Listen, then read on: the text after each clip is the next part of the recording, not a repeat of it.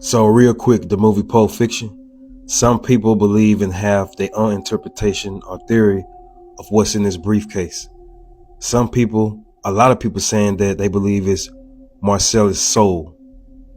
Whatever is in that briefcase belongs to this guy who is Marcellus, they boss.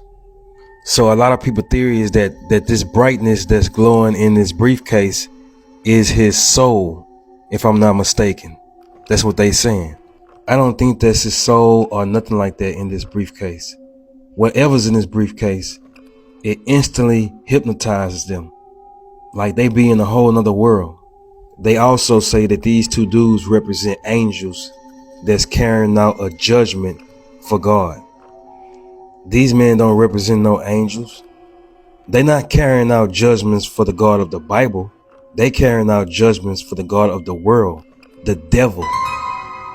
This movie is secretly about men who work for the devil. Pay attention to the room they in. Everything is red.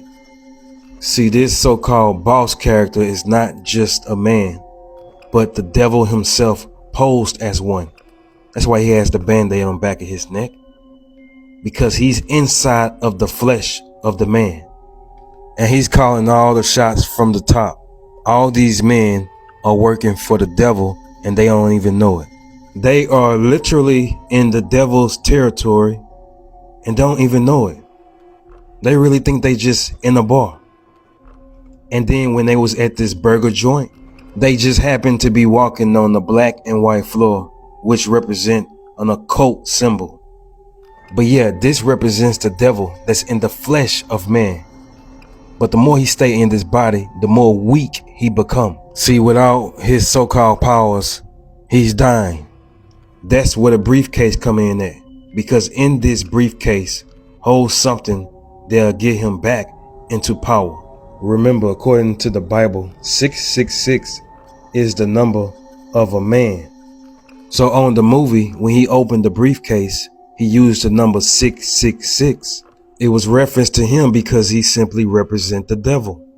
See, when he was Lucifer, before he fell, he had all his glory.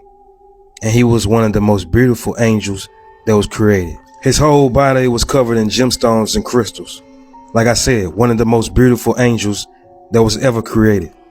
And according to the movie, that's exactly what's inside of that briefcase. His glory, and he's trying to get it back. Now, is what I'm saying is possible or according to the Bible? Absolutely not. I'm just telling you how I see it when I'm looking at this movie. This is what I see. Now, a lot of people would say, nah, bro, they represent angels because God protected them when that man came out the room and started shooting them and they didn't get shot. Nah. They wasn't protected by God. They was protected by the devil. Do you not see what they had in their room? What they were standing next to? Look what's hanging on the wall. What does that look like? Look in the middle. Look closely. It simply represents the devil's pentagram. Just focus on the middle that's going straight down. Then at the top, you have the two corners. Seems like it's the same exact thing. This represents a pentagram of the devil. This is why they didn't get shot. Because they was protected by the devil, according to the movie.